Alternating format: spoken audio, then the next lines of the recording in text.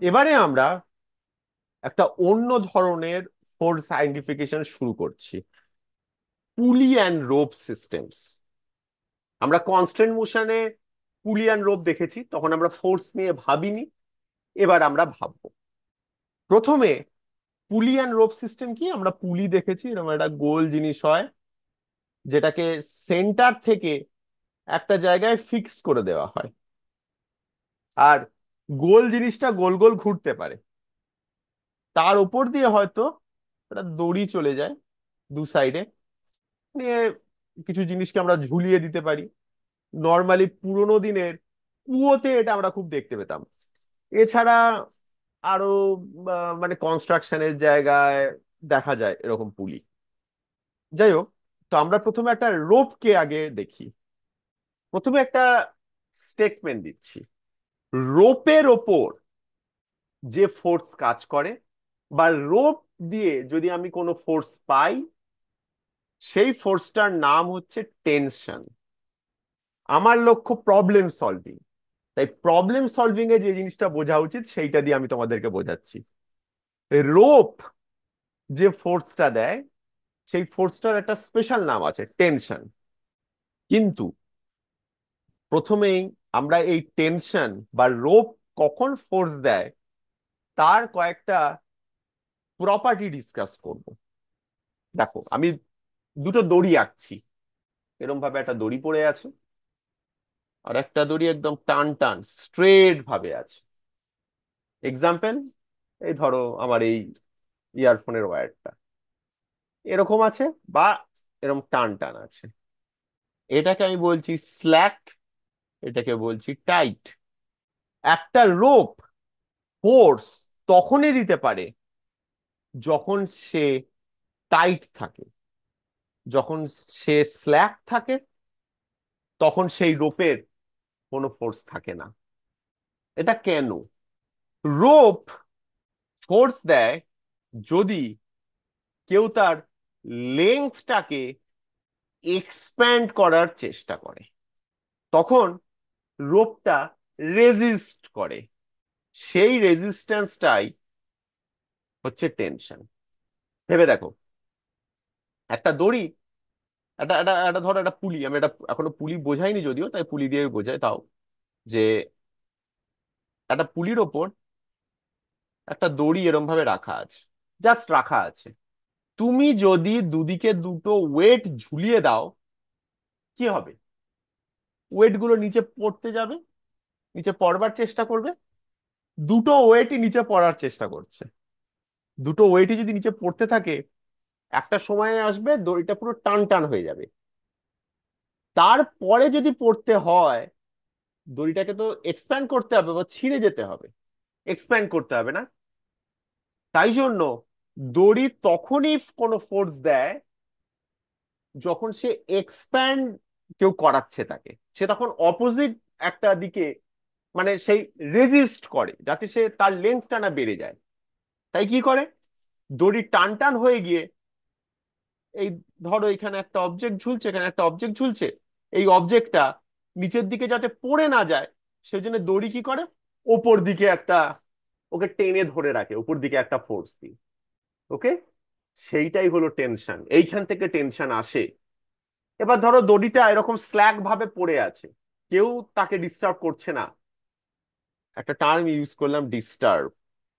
দড়িকে disturb করা মানে কি কোনো বইতে লেখা নেই, কিন্তু আবার মানে আমার কনসেপ্ট এইভাবে ভাববে। দড়িটাকে কেউ ডিস্টার্ব করছে না, তাই দড়ি কোনো ফোর্স দিচ্ছে না। দড়িটাকে টেনে লম্বা করতে চেষ্টা করে আমি দড়িটাকে ডিস্টার্ব করলাম, দড়ি তখন টেনশন দিতে শুরু করলো। ঠিক আছে, টেনশন কোথা থেকে আসছে বোঝা গেল। নাম্বার ওয়ান এটা হলো। নাম্বার টু, টেনশন, খুব ইম্পর্টেন্ট পয়েন্ট কিন্তু, অলওয়েজ অ্যাক্টস অ্যালং দা রোপ। এর মানে কি? ধরো একটা দড়ি আছে, একটা অবজেক্টকে ঝুলিয়ে রেখেছে, দড়িটা টাইট। দড়ি যে ফোর্সটা দেবে সেই ফোর্সটা টেনশন। সেই টেনশন ফোর্সটা সব সময়তে দড়ির লেংথ বরাবর হবে। টেনশন ফোর্সটা কখনো এইরকম বা এইরকম দিকে হবে না। সব সময় দড়ির লেংথ বরাবর হবে। ওকে, আমরা যখন নর্মাল ফোর্স ডিসকাস করেছি, আমরা একটা কথা বলেছিলাম যে নর্মাল ফোর্স হচ্ছে সেলফ অ্যাডজাস্টিং, নিজেকে ছোট বড় করে নর্মাল ফোর্সের ভ্যালুটা চেঞ্জ হতে পারে, তাই তো?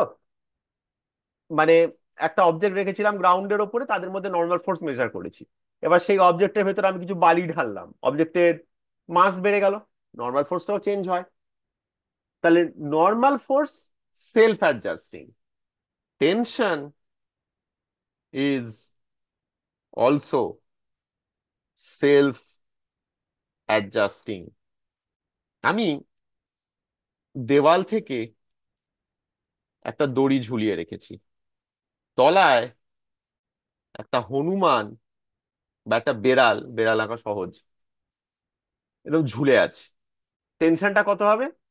বেড়ালটাকে ব্যালেন্স করার জন্য যত ফোর্স দেবে ততটা দেবে, দিয়ে টেনশনটাই হয়েছে। এবার এই বেড়ালটার ঘাড়ে আর একটা বেড়াল চেপে বসলো, দুজনের ওয়েট কাজ করতে শুরু করলো, সেম দড়ি, টেনশনটা নিজেকে বাড়িয়ে নেবে। তাহলে tension is also self adjusting. যেরকম সারাউন্ডিং এর রিকোয়ারমেন্ট, টেনশন নিজেকে অ্যাকর্ডিংলি অ্যাডজাস্ট করে নিতে পারে। ক্লিয়ার? কোনো ডাউট নেই তো এখানে? ওকে, এইবারে সব থেকে ক্রিটিক্যাল আর কমপ্লিকেটেড কনসেপ্টটা এবার লিখছি। Tension is same along the rope unless disturbed. মন দিয়ে বুঝবে এই জিনিসটা। আমি বলছি tension is same along the rope unless disturbed. এর মানে কি? আমি একটা পুলি আঁকি, পুলিটা একটু পরে অ্যানালাইজ করব, কিন্তু একটা পুলি আঁকলাম, পুলির ওপর দিয়ে একটা দড়ি গেছে, দুদিকে দুটো ওয়েট ঝুলছে। এটা কিন্তু সেম দড়ি যেটা বাঁ দিক থেকে ডান দিকে গেছে।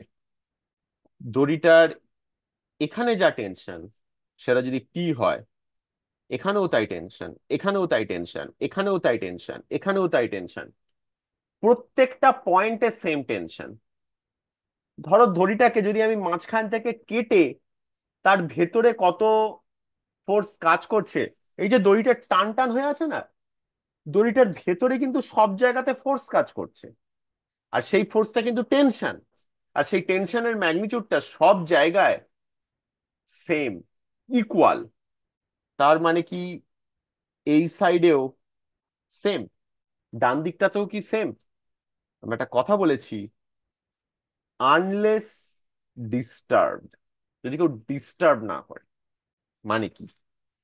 এই আছে টেনশন, আমি যদি মাঝখানে চিমটে ধরি, এরম ভাবে মাঝখানে একটা ফোর্স দিয়ে দিই, মানে দুটো এন্ডে আমার ধরা আছে, ঠিক আছে, মাঝখানে পুরো জায়গাটায় সেম ওয়্যার গেছে, ঠিক আছে, মাঝখানটা যদি আমি একটা ফোর্স দিই, ওকে যদি মাঝখান থেকে আমি ঠেলি বা মাঝখান থেকে আমি চিপি, ওকে, এইটা ধরো দড়িটা, আবার আমি যে এই এই ওয়্যারটা আমি আঁকছি, এটা এরকম টান টান আছে, সব জায়গায় সেম টেনশন হবে যদি না ডিস্টার্ব করা হয়। ডিস্টার্ব মানে কোনো একটা জায়গায় মাঝখানে এরকম চিমটে ধরেছি, এটা আলাদা একটা এক্সট্রা ফোর্স দিয়ে দিয়েছি।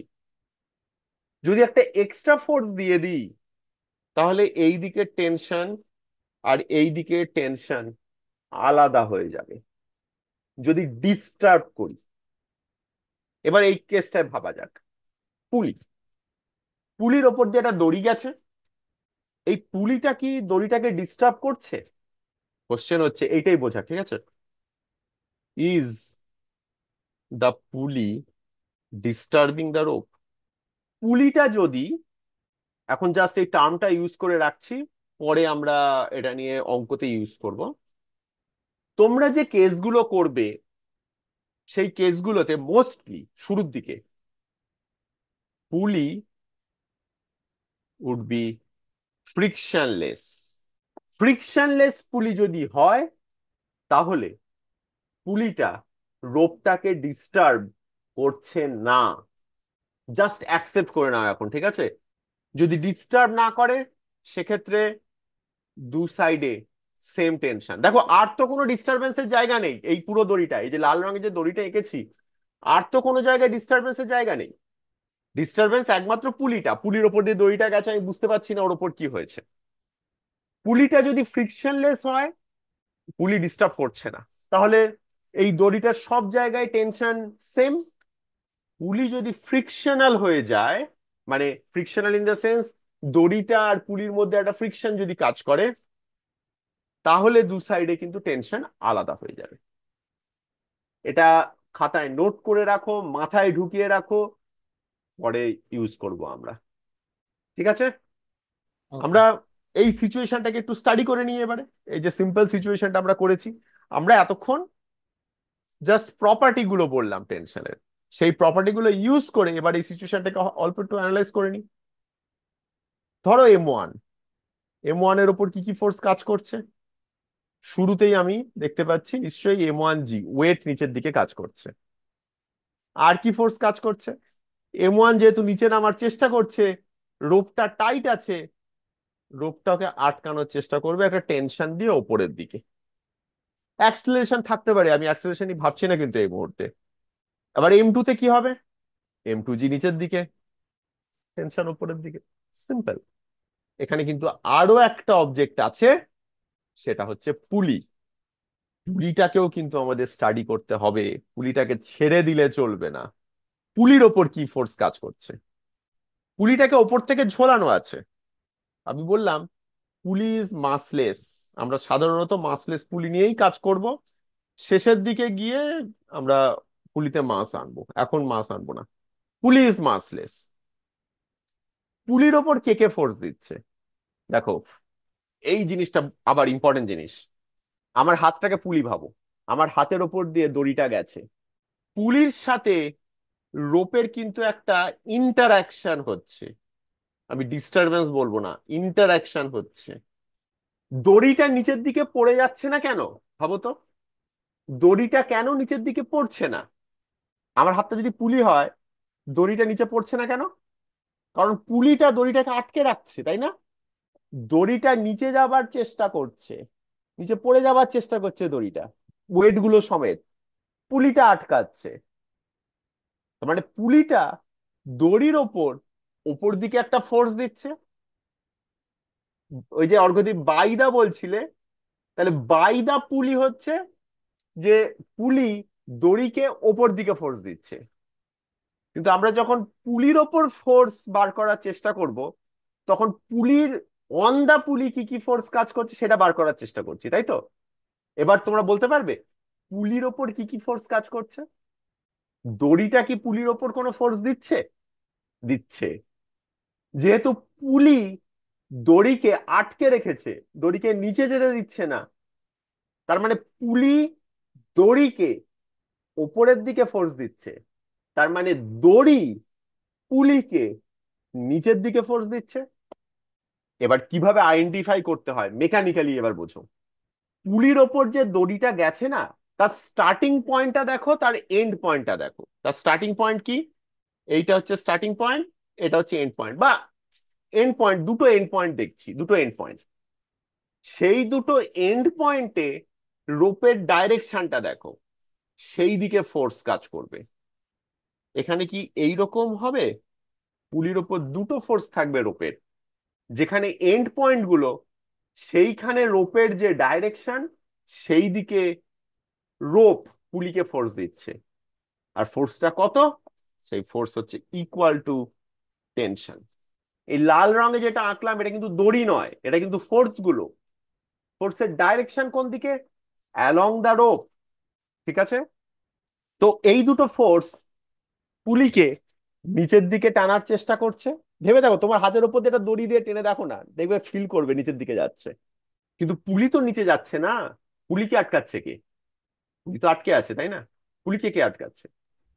সারফেস। কারেক্ট। এই সাপোর্টটা, এই সাপোর্টটা আটকাচ্ছে। সারফেস বা সাপোর্ট, ঠিক আছে। তাই আমি বলতে পারি এর একটা ফোর্স কাজ করছে ওপরের দিকে। এটা কিন্তু ওই সাপোর্টের ফোর্স। মানে অনেক সময় দেখবে একটা পুলিতে ওই টম অ্যান্ড জেরি ফম অ্যান্ড জেরিতে বা কোনো কার্টুনে দেখবে যে এমন ওয়েট চাপে দিচ্ছে পুলিটা ভেঙে পড়ে গেল। এখানে ওয়েট বেড়ে গেলে যদি এই সাপোর্টেরটা যদি স্ট্রং না হয়, ওই এই এফ ফোর্সটা আস্তে আস্তে বাড়তে থাকবে। ভেবে দেখো এফ ইজ ইকুয়াল টু কিন্তু টুয়াইস টি, তাই না? ওই সাপোর্টের ওখান থেকে কিন্তু ওটা ছেড়ে বেরিয়ে চলে আসতে পারে। ব্যাস, এইটুকুই পুলির ডিসকাশন। আমরা দুটো কেস এর পরে ডিসকাস করবো। ক্লিয়ার?